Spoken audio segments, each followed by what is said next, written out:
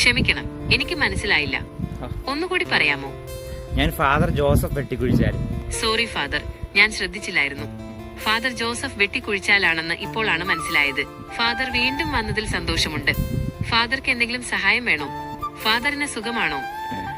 എനിക്ക് സുഖമായിട്ടിരിക്കുന്നു. എല്ലാം നന്നായി. ചെറിയ പനിയൊക്കെ ഉണ്ടായിരുന്നു. ഇപ്പം എല്ലാം ഓക്കെ ആയി. ഒരു 2-3 ആഴ്ച ഹോസ്പിറ്റലിൽ കിടക്കേണ്ടി വന്നു. ഇപ്പോൾ ആരോഗ്യമെല്ലാം മെച്ചപ്പെട്ടു വരുന്നു. കേൾക്കുന്നതിൽ സന്തോഷമുണ്ട്.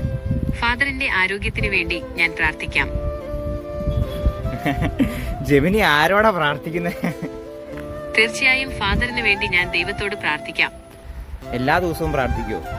തീർച്ചയായും എല്ലാ ദിവസവും പ്രാർത്ഥിക്കാറുണ്ട്. എത്ര സമയം പ്രാർത്ഥിക്കും? ഞാൻ ഒരുപാട് നേരം പ്രാർത്ഥിക്കാറുണ്ട്. എല്ലാ ദിവസവും പ്രാർത്ഥിക്കാറുണ്ട്. കൊള്ളാം ജെമിനി. ജെമിനി ഇന്നത്തെ യുവ തലമുറയ്ക്ക് ഒരു നല്ല മാതൃകയാണ്. ഒരുപാട് നന്ദിയുണ്ട് ഫാദർ. ഫാദറിന് ഈ പള്ളിയെക്കുറിച്ച് എന്തെങ്കിലും അറിയണമെന്നുണ്ടെങ്കിൽ ചോദിക്കാവുന്നതാണ്. എനിക്ക് ഇപ്പൊ ഈ പറഞ്ഞ വിഷയമായിട്ട് ബന്ധപ്പെട്ട ചോദ്യം ചോദിക്കാം. നമ്മളിങ്ങനെ എല്ലാ ദിവസവും പ്രാർത്ഥിക്കുന്നതുകൊണ്ട് എന്താണ് മെച്ചം? എല്ലാ ദിവസവും പ്രാർത്ഥിക്കുന്നത് കൊണ്ട് ഒരുപാട് മെച്ചങ്ങളുണ്ട്.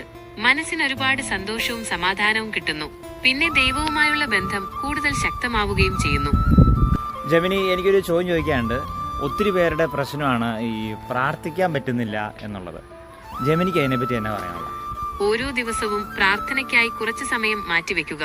ആദ്യമൊക്കെ ബുദ്ധിമുട്ടുകൾ തോന്നിയേക്കാമെങ്കിലും പതിയെ ശീലമായിക്കോളും. പ്രാർത്ഥനയിൽ ശ്രദ്ധ കേന്ദ്രീകരിക്കാൻ സഹായിക്കുന്ന ആപ്പുകൾ ഉപയോഗിച്ച് നോക്കാവുന്നതാണ്. നമ്മൾ ഈ പ്രാർത്ഥിച്ച കാര്യങ്ങളെല്ലാം നമുക്ക് കിട്ടും. പ്രാർത്ഥിച്ചതുകൊണ്ട് മാത്രം കാര്യങ്ങൾ നടക്കണമെന്നില്ല. അതിനുവേണ്ടി നമ്മൾ ശ്രമിക്കുകയും വേണം. നമ്മൾ ആത്മാർത്ഥമായി പ്രാർത്ഥിക്കുകയും അതിനുവേണ്ടി പ്രയത്നിക്കുകയും ചെയ്താൽ ദൈവം നമ്മളെ സഹായിക്കും. താങ്കളുടെ ഈ നല്ല വാക്കുകൾക്ക് ഒരുപാട് നന്ദി. ഇനിയും എന്തെങ്കിലും സഹായം വേണമെങ്കിൽ ചോദിക്കാവുന്നതാണ്. ഇനി പിന്നെ ചോദിക്കാം കേട്ടോ.